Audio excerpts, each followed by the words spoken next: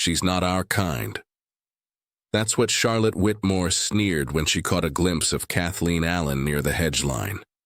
But the joke: Kathleen wasn't a guest, and when her name wasn't called at the entrance, she arrived the only way legends do, by landing her own helicopter in the center of the garden. Where in the world are you watching from tonight? Drop your city in the comments.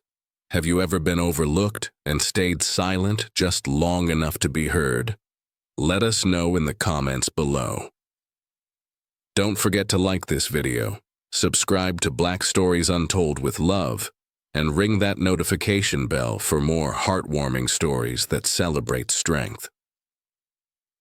The sun was just beginning to dip beneath the hills of the Whitmore Estate, bathing the sprawling grounds in a golden hue that clung to the marble columns and danced across the water of the reflecting pool. Staff moved like choreography, trays in hand, whispers of vintage champagne and caviar drifting past diamond-draped guests who moved with the ease of old wealth. String music spilled from the ballroom, elegant and forgettable, a sound meant to set a mood without drawing attention. No one expected anything unusual. No one expected her. The hum came first. Subtle, then louder. A matte black helicopter curved low over the treetops, its presence slicing through the sky with a confidence that refused to be ignored. Glasses stilled in midair, heads tilted upward. Conversation paused, suspended between curiosity and confusion.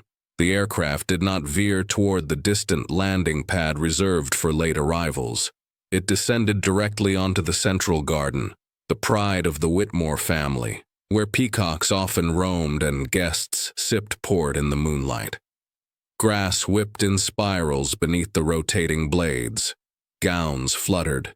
The orchestra faltered on a note. From behind tall hedges and garden lights, she emerged. Kathleen Allen stepped out of the helicopter without hesitation. Her movements were slow, deliberate, not seeking permission. She wore ivory silk that caught the last of the sun and reflected it like a mirror. Her skin gleamed in the light, a contrast so striking it silenced the murmurs before they could grow teeth. Her hair was pulled high into a crown of coiled elegance, not a single curl out of place. No escort. No assistant, no apology. She walked the garden path with the grace of someone born to the marble and ivy that lined it. But this crowd had long since decided she was not one of them, not part of the lineage, not part of the Whisper network, not on the list. And yet she was here. Guests turned in her direction, eyes wide, mouths twitching into careful smiles or frozen surprise. Charlotte Whitmore stood near the ballroom entrance in a backless emerald gown, champagne flute dangling in her fingers. She stared like she had seen a ghost. She recognized the woman approaching, not from school, not from social clubs, from elsewhere, somewhere more threatening, somewhere less controlled. Jonathan Lewis was near the bar, tie loosened, gaze steady. His posture changed the moment he saw Kathleen step into view. His hand rested on the rim of his glass but did not lift it. The muscles in his jaw moved, not from drink or small talk, but something heavier, something older. He did not step forward, not yet, but he was watching. Kathleen did not hold the invitation in her hand. She did not speak. It remained tucked into her clutch like a quiet weapon. The kind meant to be drawn only when necessary. The guards did not stop her. The staff did not ask her to turn around. There was something about her presence that made refusal feel ridiculous. By the time she reached the main steps, the orchestra had resumed. But they were playing something different now. The mood had shifted. The night had changed. Kathleen did not glance around to see who watched her. She already knew. Every eye, every doubt, every name that had once circled hers in rooms she never entered. The woman they said did not belong had just arrived. Not late, not early. Precisely when she meant to. and the garden would never be the same. The crystal chandeliers above the Whitmore ballroom shimmered like suspended galaxies, casting delicate constellations across silk gowns and tailored suits. Conversations floated easily through the air, accompanied by the clink of glasses and the low thrum of strings. From a distance, it all looked effortless, perfect. But beneath the surface, tension pulsed like a hidden bass line. Charlotte Whitmore held court near the grand fireplace, her posture trained by years of finishing schools and family legacy. She laughed with polished ease, her manicured fingers resting lightly on the stem of her glass as she leaned toward an older woman in pearls. The topic was invitations. Who had one? Who did not? Who mattered enough to attend? Her smile widened when the name came up, not loud, just loud enough. Kathleen Allen. Charlotte's voice softened, syrupy and amused, as if the mention alone was already a punchline. "She is not our kind," she murmured, the words sliding out like satin lined with thorns. Someone chuckled beside her. Another guest blinked, unsure whether to agree or stay quiet. But the seed had been dropped, carefully, strategically, doubt wrapped in elegance. Across the room, Jonathan Lewis caught the comment. His expression did not shift, not outwardly. He stood near the bar, posture casual, but there was nothing casual about his stillness. His dark suit clung to him like second skin, every inch of him deliberate. He sipped his champagne and said nothing. His silence was not permission. It was preparation. Charlotte had not noticed his reaction. She never did. Not truly. She had grown up beside him, but never beside his mind. Not where it mattered. She still believed she understood him, still thought he would smile politely and nod when things became uncomfortable. Still thought he belonged to her world in the way that mattered most. Jonathan's eyes flicked to the far windows. Beyond the glass, the garden was beginning to glow under the fading sun. The party had spilled into the lawn in pockets, laughter, dancing, cigars. He watched it all with quiet precision, as if he were searching for a change in temperature, a ripple, a signal, and he found it. The host announced the auction.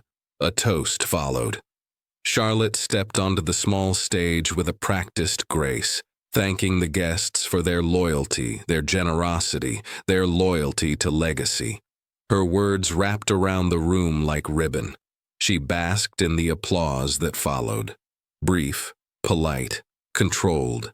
Jonathan did not clap. Instead, he turned away from the stage and walked to the edge of the ballroom where the doors opened to the garden. His phone buzzed once. He didn't check it. He didn't need to. He had been waiting. Because while Charlotte delivered her speech to a room already convinced of its own importance, Jonathan knew something else. Something no one else did. Kathleen was coming, and she would not arrive like a guest begging entry. She would arrive like weather, like something inevitable. He set his empty glass on the tray of a passing waiter and slipped into the shadows beyond the doorway, eyes trained on the horizon. The gala was about to remember what real power looked like, and it was not wearing pearls. The music inside the ballroom had resumed, but it no longer filled the space. It floated now, tentative and thin, as if the violins sensed their own irrelevance. People were watching the entrance, not in panic, not in awe. Something more primal. Recognition. A woman had arrived, not by the rules, but by gravity. And she was not asking permission. Kathleen stepped into the room with a presence that did not compete. It commanded. Her ivory gown moved like poured silk, catching the soft amber lights with each stride. There were no sequins, no jewels, no need for distraction. She was the detail. The contrast between her skin and the fabric felt almost holy, as though someone had painted light onto shadow and dared it to move. And it did, with purpose, with ease. Guests parted without realizing. Like tied from stone, She made her way through the crowd slowly, deliberately, never breaking her stride, never letting her gaze flicker in search of welcome. The power was not in who noticed her. It was in how she never needed to notice them. Charlotte's laughter faltered the moment she turned and saw her. The champagne flute lowered in her hand. Her eyes narrowed, confusion giving way to calculation. She stepped forward, ready to intercept, to challenge, but the air between them shifted before she could speak. Kathleen was already past her, not avoiding, not engaging, simply choosing not to stop. Jonathan stood near the garden door, watching it unfold. His expression gave nothing away, but something in the set of his shoulders relaxed, not in relief, in reverence, like witnessing a tide arrive that no one else believed was coming. Kathleen paused near the base of the grand staircase, just briefly, not to pose, not to perform. She had seen this staircase before, studied it, advised on its reinforcement during renovations, a detail none of the guests would know. But it was hers long before their names graced donation plaques and event programs. She touched nothing, but the room felt touched all the same. Behind her, whispers chased her steps like smoke. Who is she? Why is she here? Was she invited? The questions came from lips painted with legacy, but the answers didn't matter. The ballroom already knew. In posture alone, she had redrawn the hierarchy. In silence, she had rewritten the room. She walked to the side of the room where the art installations were arranged for the evening's charity showcase. A sculpture stood under soft lighting, abstract, geometric, a tribute to lost voices designed by her firm months earlier. No one had known. They had praised the piece in rehearsed admiration, unaware that the woman in ivory had shaped it, with her hands, with her vision, with a name they had tried not to learn. And now she stood beside it, not as a guest, not as a symbol, as a fact, solid, present, undeniable. And as the evening pressed forward, one truth settled like dust across the polished floors. She didn't blend. She didn't belong. She simply was. Charlotte descended the staircase with the urgency of someone who felt a spotlight dimming. Her gown shimmered with every step, but the brilliance belonged to someone else now, and she knew it. The chatter in the ballroom was no longer circling her laughter or her curated guest list. It had shifted, wholly, undeniably, to the woman in ivory standing with her back straight and her presence unshaken. Kathleen hadn't moved. She stood at the edge of the foyer where marble met velvet carpet, the light above catching on her cheekbones, her expression unreadable. Guests slowed near the perimeter, not close enough to intrude, but not far enough to pretend they weren't watching. Curiosity bloomed like heat. This was not just a late arrival, it was a disruption, a fracture in the room's carefully preserved image. Charlotte arrived with a smile stretched too tight and a voice pitched just above comfort. Her tone dripped sweetness, but the tension sat beneath every syllable. She placed one manicured hand on Kathleen's arm, a touch that was both possessive and performative. She leaned in, eyes flicking to the surrounding audience. There must be a mistake. Her voice was soft but not private. The words hovered in the air like perfume left too long in the sun. This event is curated. Kathleen didn't blink. She reached into her clutch with the precision of someone retrieving proof, not offering it. From the silk lining, she drew out a single folded note, uncreased, unhurried. She held it between two fingers and extended it, not as an explanation, but as a mirror. Charlotte read the name at the bottom, Jonathan's name, the ink unmistakable, the date, the private note, the invitation that had bypassed every gatekeeper. Her mouth pressed into a flat line. A flicker of something crossed her face, not embarrassment, exposure. Kathleen's eyes held hers, calm, steady, Her voice was low and rich, laced with restraint sharp enough to cut. Seems your curation had a blind spot. Around them the temperature dropped. Not cold, just still. Guests sipped slower. A woman near the champagne table tilted her head, the corners of her mouth twitching. An older man cleared his throat, uncomfortable. The silence didn't press on Kathleen. It rose behind her like wind at her back. Charlotte straightened, trying to gather control. But the crowd had already formed its opinion. Not in words, but in glances, in posture, in the way no one moved to support her. She looked toward Jonathan, hoping for his familiar nod, a lifeline. But he had stepped away from the doorway, hands in his pockets, eyes fixed on the sculpture Kathleen had stood beside moments earlier. No rescue was coming. Kathleen returned the note to her clutch and offered Charlotte nothing more. No smile, no sting, just absence, the kind that empties a room of certainty. She turned without hesitation and walked deeper into the ballroom. The same space that moments ago had questioned her presence now quietly making space for it. She didn't look back. She didn't need to. The game was never hers to play. She had simply outgrown it. Jonathan's shoes made no sound on the marble, but his presence drew eyes as if the floor itself bowed beneath each step. The weight he carried was not loud. It was built from inheritance and strategy, whispered boardroom power and unspoken debts that had shaped the very room around him. He moved through the crowd like a man both inside and above it. Everyone knew his name. Fewer knew his truth, and none of them had seen him like this. Charlotte saw him coming, and for a breath, her posture lifted. She assumed rescue, assumed his silence would remain intact. But then she saw his eyes, and there was no softness there. He stopped a few steps from her, his hands relaxed at his sides, his voice smooth but sharpened at the edges. That invitation was mine, and so was the funding for this entire event.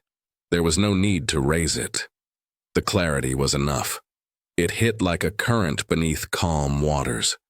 The crowd around them froze, not with fear, but with recognition. Power had just spoken, not through anger, through certainty.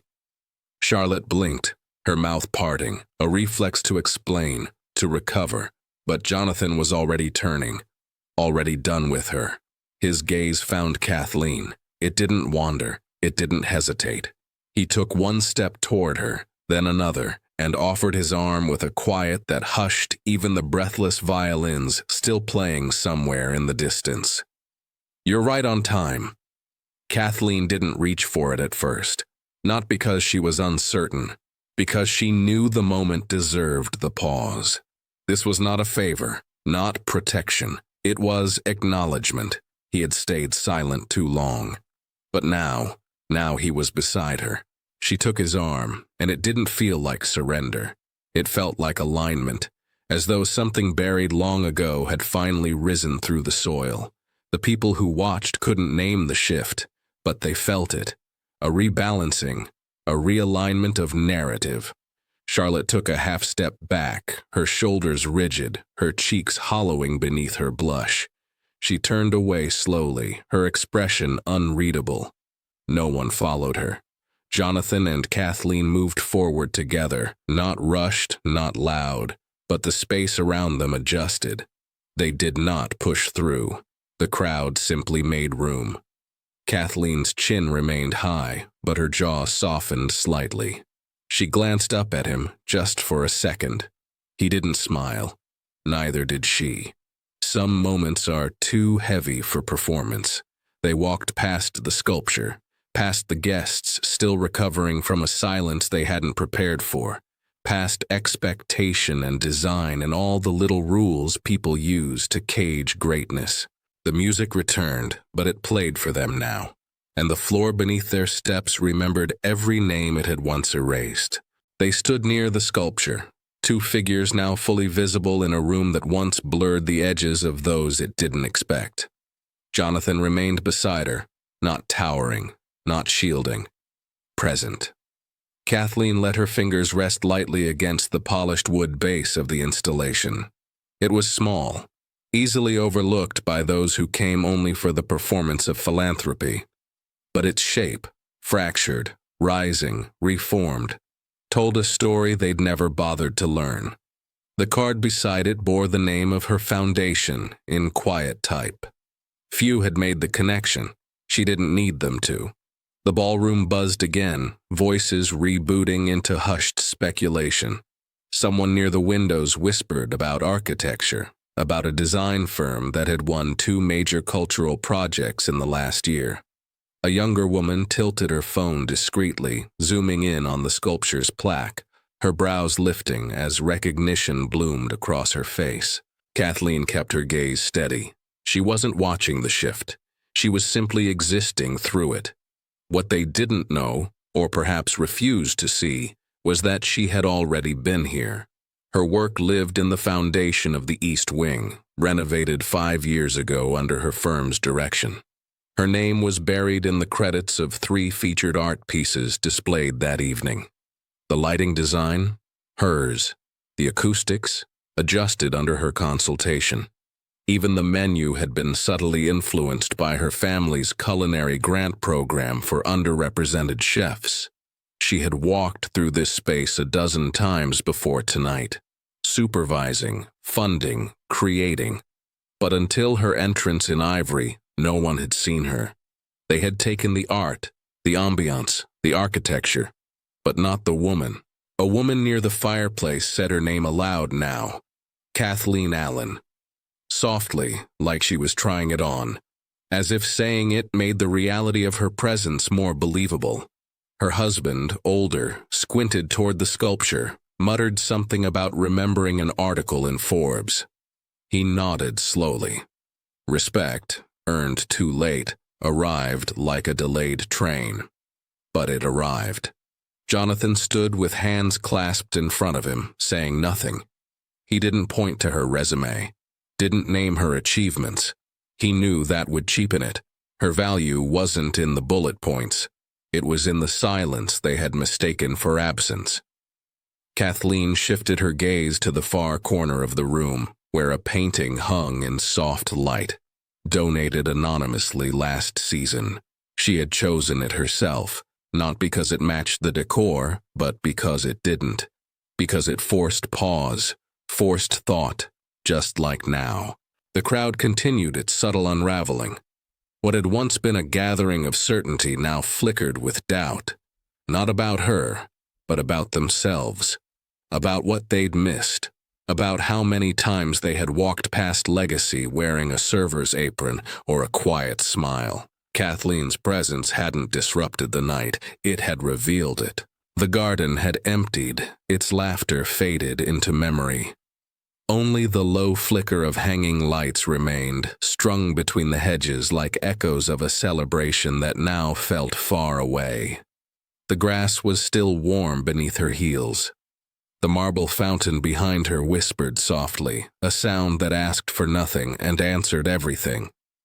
Kathleen stood beneath the branches of the oldest tree on the property, the one that had once been nearly cut down to make space for a wine tent. She had intervened, quietly, without credit, like so many things tonight. She didn't fold her arms. She didn't pace. Her stillness wasn't surrender. It was release. Out here, without the eyes and expectations pressing in from every corner of the ballroom, her breath could stretch again. No corseted roles, no curated rooms, just night air and truth. Footsteps approached, slow, purposeful, not hunting, not hesitant, just honest. Jonathan stepped into the light, his tie gone, jacket slung over his shoulder, shirt unbuttoned at the collar.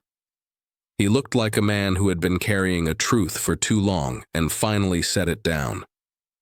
But there was no smugness in him, no triumph, just a kind of quiet apology written in the way he stood. He stopped a few feet from her, not asking permission, but offering distance. "You didn't need me." His voice was low, as if afraid to interrupt the stillness she had earned. She didn't look away from the sky. The stars were faint above the city, barely visible past the estate's glow. But she liked knowing they were still there. But I should have spoken sooner. He said it without expecting anything in return. It wasn't a gesture. It wasn't redemption. It was just late truth.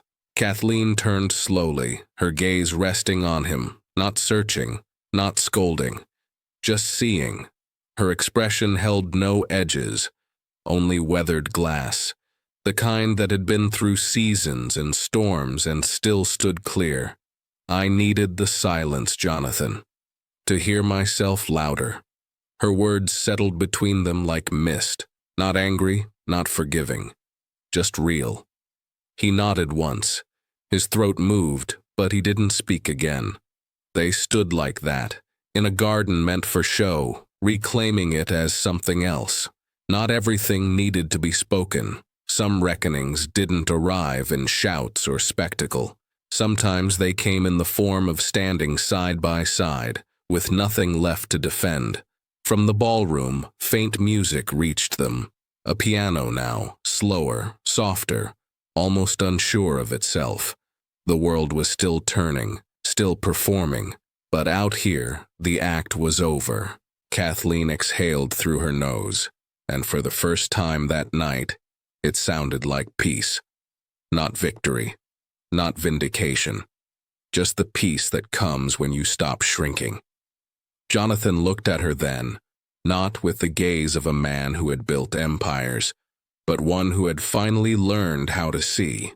The lights above flickered once in the breeze, casting long shadows across the grass. Neither of them moved to leave.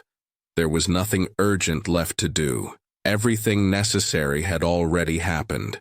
By sunrise, the estate had returned to stillness. Staff moved through the garden collecting linens and broken glass, their movements hushed as if careful not to disturb the memory of the night before.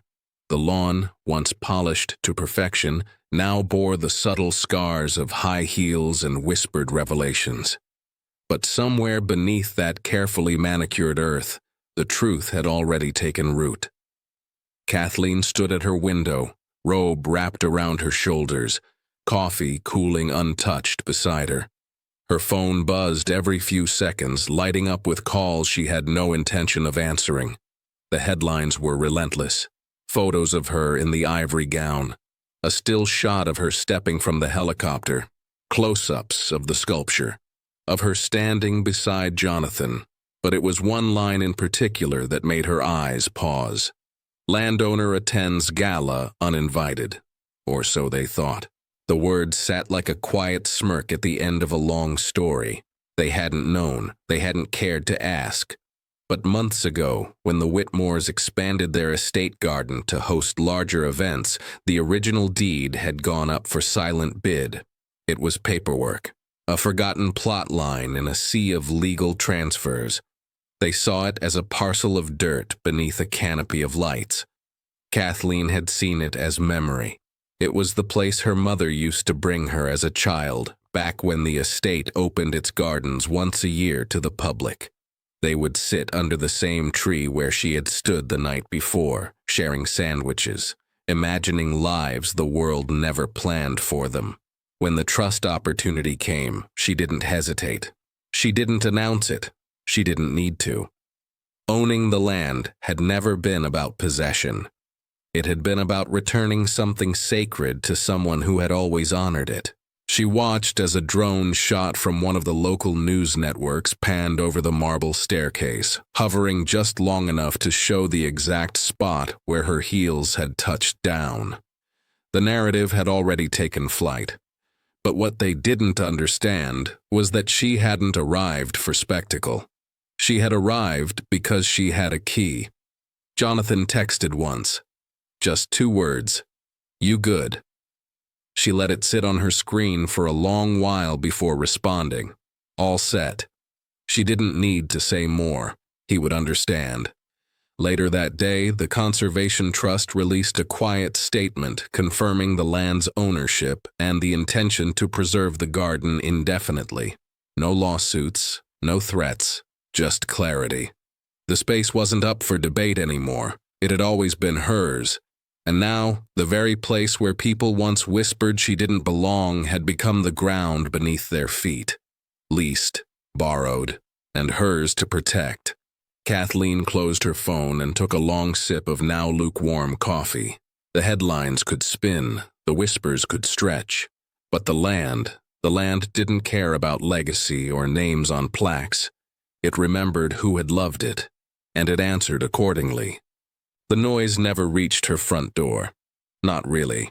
It stayed on screens, in inboxes, behind camera flashes and headlines dressed as praise. 100 invitations arrived in the span of a week. Morning talk shows, magazine profiles, a glossy offer for a book deal she hadn't asked for. They all said the same thing in different fonts. Be our moment, be our lesson, be our headline. Kathleen read them once, twice, then filed them into a folder she didn't name. The brownstone was quiet, the way she liked it. Sunlight filtered through linen curtains, pooling on hardwood floors worn down by memory. There were no marble staircases here, no curated lighting, just plants in corners that reached for the light the same way she had always done. A kettle on the stove, books stacked unevenly, her name spoken only by her own voice. She moved through the space with unhurried grace, hands trailing along surfaces as if grounding herself after a storm she had walked through without blinking. This wasn't retreat. This was return. She wrote the letter at the kitchen table, inked in her own hand, no assistant to smooth the edges. The words came simply, without decoration. I wasn't trying to belong. I was reminding you that I already did. No address, no sign-off, just truth, folded into an envelope and delivered by someone who didn't need to understand its weight. She didn't wait for a reply. Outside, the city hummed. Her neighborhood knew her differently, not as a headline or controversy, just as the woman who supported the local gallery, who mentored the interns no one else made time for, who walked with her shoulders square even on the quiet days. She visited her office that week only once, slipping in before the interns arrived. She didn't check the news. She checked the new blueprints for the art center in East Brooklyn, the ones her team had poured into long before anyone at the Whitmore Estate remembered her name. There was power in not chasing applause. She didn't need to stand behind podiums or offer explanations. Her work was her voice. The gallery walls, the sculpture gardens, the soundproof ceilings of music classrooms she had designed. Those were the only speeches she intended to give. When a reporter camped outside her building, she walked past without flinching. The cameras followed her, but she never turned her head. Because some people show power by raising their volume, and others by choosing not to. In the days that followed, the headlines quieted. The next scandal arrived. The next distraction spun its thread. But Kathleen remained, not vanished, anchored, steady in her knowing. She had never been just a guest. She had built the house long before they thought to send her an invitation. The lights of the Allen Cultural Pavilion glowed low and golden, not to dazzle, but to welcome. There were no velvet ropes, no red carpets rolled out like declarations. Just wide glass doors, open to the city, and walls lined with voices that had for too long gone unheard. Paintings, photographs, sculpture, each piece was curated not for names, but for narrative. Stories told in brushstrokes, in fractured metal, in reclaimed wood.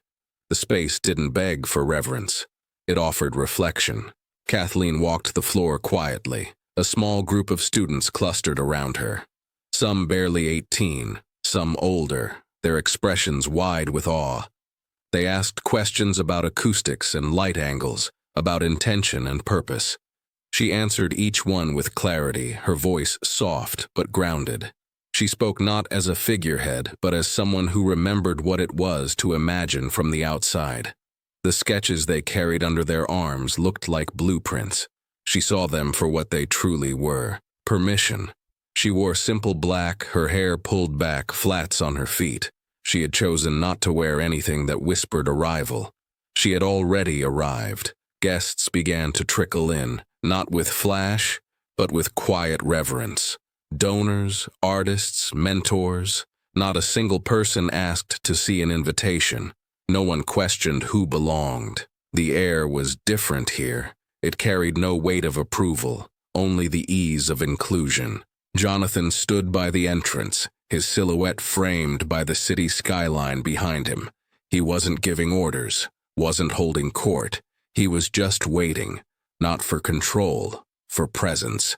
When he saw her approaching, he stepped aside without speaking. There was no arm offered, no nod toward the crowd, just a seat beside him. Kathleen paused for a breath, letting the sound of soft conversations and careful footsteps settle around her.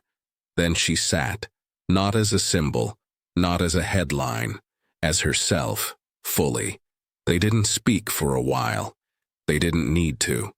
The room moved around them, alive with intention. A girl with tight curls and calloused fingertips played a cello piece in the atrium.